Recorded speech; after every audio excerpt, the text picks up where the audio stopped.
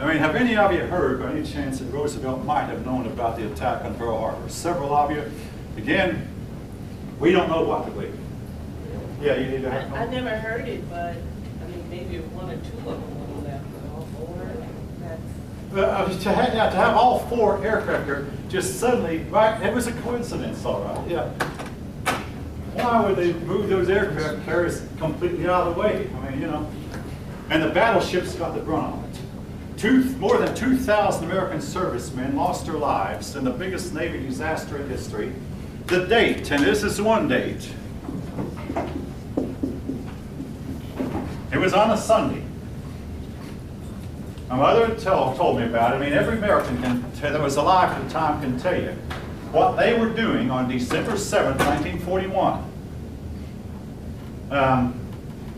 The attack occurred early in the morning Pearl Harbor time, which meant that it occurred fairly late in the afternoon for most of the mainland United States. And most Americans had gone to, I mean, the ones who went to church that morning, then they all of a sudden got a call from the neighbors. Their neighbors said, turn your radios on. What station? Any station will do. Turn your radios on. They turned their radios on and got the word that the Pearl Harbor, or Navy base at Pearl Harbor, had been attacked, and it looked like the Japanese had done it. The date was December 7, 1941. The next day, President Roosevelt called a joint session of Congress, and like Wilson had done before, a joint session always meets in the House side, because the Senate side is not big enough for 100 senators. Well, in those days, they had 96 senators and 435 House members. So they all met on the House side, the halls of Congress, and President Roosevelt asked for a declaration of war against the Japanese Empire. He got every vote except for one. One woman voted against it. And the United States was at war. A few days later, Hitler, who should have told the Japanese, like he should have told Mussolini, you got yourself in this, you get out of it, I can't help you. Hitler instead declared war on the United States, and the United States turned around and declared war on Germany. Mussolini followed suit, and he declared war on the United States, and in turn, the United States declared war on Italy. So, in spite of the efforts of the neutral people to keep the United States out, the United States, late in December, was involved once again in another global conflict. Now,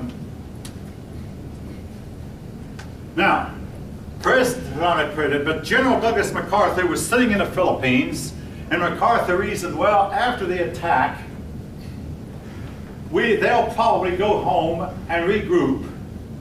So MacArthur was sitting in the Philippines completely unprepared, or the Japanese, or MacArthur also figured there's a possibility they'll go on from Pearl Harbor to San Francisco. Instead, the Japanese went straight from Pearl Harbor to the Philippines and caught Douglas MacArthur completely unready until the bombs started to fall. Then the Japanese amphibious team landed. Again, if MacArthur had been more prepared, but he was completely unprepared. By February, the Japanese took the Philippines. They drove the United States out. The United States was forced to surrender. MacArthur was able to get on a PT boat and escape to Australia.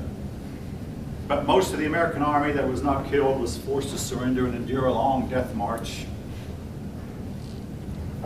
Basically were treated horribly. Now, folk, to show how unready the United States was, when the United States declared war in December, it was to be May, late May, before the United States could win. Everything the Japanese did in the war, they won. Every attempt the Americans made to attack a Japanese air station, the Japanese were never caught on the ground. They were always in the air waiting for us. They won. And I've often wondered, what would it have been like to have been living back then, knowing if you lose, you'll be enslaved, and your armies cannot win. We did not win a major conflict. As for Germany, oh yeah, we declared war on Germany. We were not ready to fight the Germans. We did not engage the Germans much in 1942. It was to be 1943 before we finally tried to take on a German. We had to train our troops, build our artillery, build our tanks, build up our ammunition, get our war supplies from wherever we could. All this took time.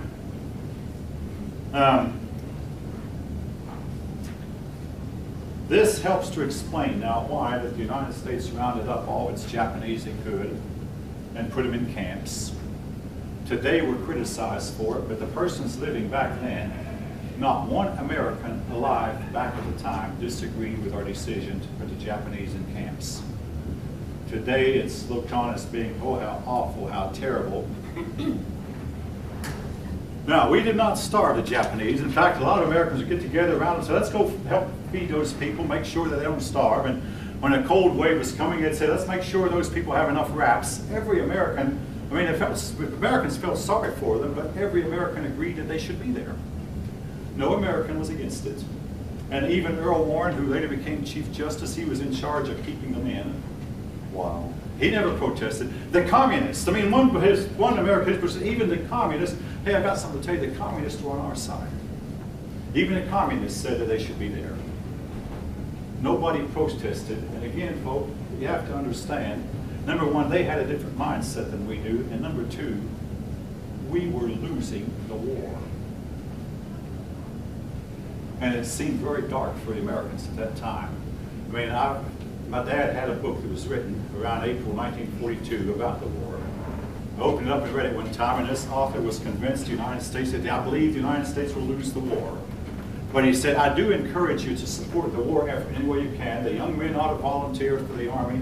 We ought to support the war effort, but the United States simply cannot win this war. And this view was shared by a lot of Americans at the time. Anyone have any comment? Again, none of us have been through that.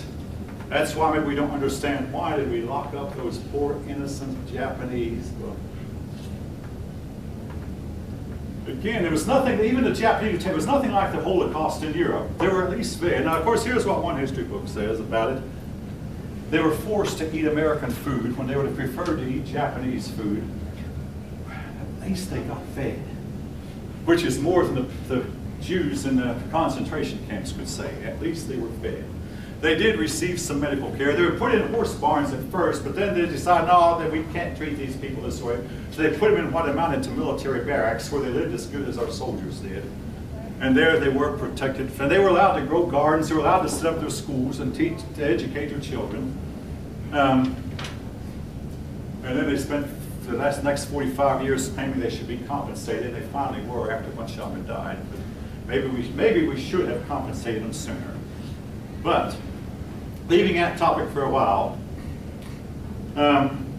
we finally won a battle against the Japanese Navy. Well, we didn't really win. At the Battle of the Coral Sea. Now, if you look up the Battle of Coral Sea, well, the first thing they're going to tell you is this is the only Navy battle ever in history where the combatants never saw their enemy. No Japanese combatant saw an American ship. No American combatant saw a Japanese ship.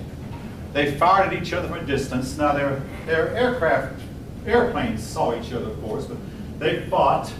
And the Japanese were on their way south to Australia. The Americans met them and fought to a standstill. Eventually, though, it was the Americans who had to turn and retreat. But I called it, we call it tactical victory. When the Japanese looked at themselves after the fight was over and assessed the damage done to their ships, they said, we can't go on to Australia. So they turned around. It was a victory, and they forced the Americans to retreat, but it did stop the Japanese from going on to Australia. Well, the Japanese regrouped and went on to a place called Midway. Folks, their plan is believed to have been to invade San Francisco. If you look on the map, Midway Island got its name. It's smack in the middle Pacific. And the United States, I mean, there have been a lot of documentaries about World War II. And if you watch the documentary on Midway, the Japanese really had the battle won, except an American plane that was about to run out of fuel just happened to look down and see the Japanese aircraft carriers all grouped together, defenseless. And he radioed his buddies, and they began dropping bombs on these aircraft carriers and damaged them so badly that no plane could land on them. So the Japanese aircraft then were forced to land on Midway Island, where they had to surrender immediately because, after all, they had to land an enemy territory. The aircraft carriers were damaged. And by a stroke of luck, the United States was able to win the Battle of Midway. Otherwise, the tide of the battle had been going Japan's way. Now, folk, here is where Japan made a mistake that really was to cost them the war. The persons who had participated in the Battle of Midway were all put into concentration camps. You're losers, you're worthless, you're nothing. This was the Oriental mindset. You either win or get put away. Now, some of you may know, and I'm very much aware, baseball season began yesterday. Come October, there'll be a World Series winner. The team that wins the World Series will have lost at least 60 games on their way to a World Series title. Do any of you know what I'm talking about? 60 games, and some of them, folk, by really big scores. Scores of 18-2, 15-1, or something like that. They'll lose at least 60 games on their way to the title. We and Americans just know losing is a part of life. The Oriental people did not know that. In fact, one thing that hurt the Japanese was in the attack on Pearl Harbor, their submarines had done little. The submarines were the first vessels that the United States spotted. They destroyed one. And the Japanese said to the submarine commanders, "We're free on you. You didn't help us at Pearl Harbor." Cast the subs aside. Anybody with more wisdom would have said, "Okay, now we know you didn't do well at Pearl Harbor. We need you. We're going to try to shore you up, encourage you, go back and fight again." The people who lost the Battle of Midway were forced into concentration camps. The Japanese said, "We're going to send a fresh army. There are people who know how to win and can win." The fresh army did worse than the old army had done. Again, I think I've told this class, you may have heard, Michael Jordan was cut from his junior high basketball team for incompetence 2 times. Most major leaguers in any sport have found themselves cut from a team at one point or another on their way to the top. It's a part of making the top. You sometimes lose. You sometimes suffer from reverses. But if at first you don't succeed, you're fired. And guess what? The persons who finally make it to the top are mediocre people who did not try or didn't dare try. So anyway, this was part of the mindset that helped the Japanese lose the war. When they lost Midway, this was a big turning point of the war. It was the first major real victory, and it convinced Americans, hey, we can win. It's going to take an effort, but we can win.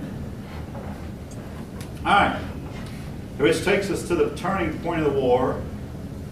Now, I once asked him a question about the tide turning, and one student brought it, "What do you mean by the tide turning?" Well, if you ever stand on a beach and watch the water come in at high tide, the water rises higher and higher and higher, but it gets to a certain point and it stops. Then it starts to recede. The turning of the tide. Or if it's going out, the tide will get lower and lower and lower, and you'll see the beach that you couldn't see before, lower and lower and lower. It gets out so far, you might think it's going to dry up the ocean. It won't. All of a sudden it turns around and starts coming back in. Tide of war turned in, well, the book says 1942 and 43.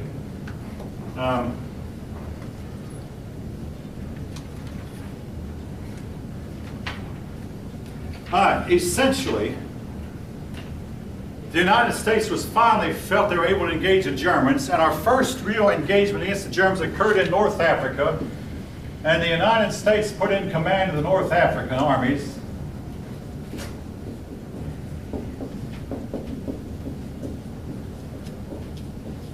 Eisenhower. Where do you think we're going to hear this man's name again? Who remembers? Who knows? He became what? President. He became President of the United States later. He was the president when I was a kid. I mean, you know how old I am. But, he was president when I was a kid. Not the president I was born, but the first president I remember was this man. He was given charge of the armies in North Africa. And up until this time, the German General Rommel had been engaging the British General Montgomery, with the Germans winning most of the conflict. Then came Dwight Eisenhower in the American Army, and he turned things around and drove the Germans out of North Africa. This was the beginning of the war for us. And North Africa, of course, meant that the Germans would not get a hold of the Arab oil fields. and the beginning of Ike's climb that was eventually to get him all the way to the presidency. Dwight Davidson Eisenhower led the Americans, first led them to defeat the British in North Africa.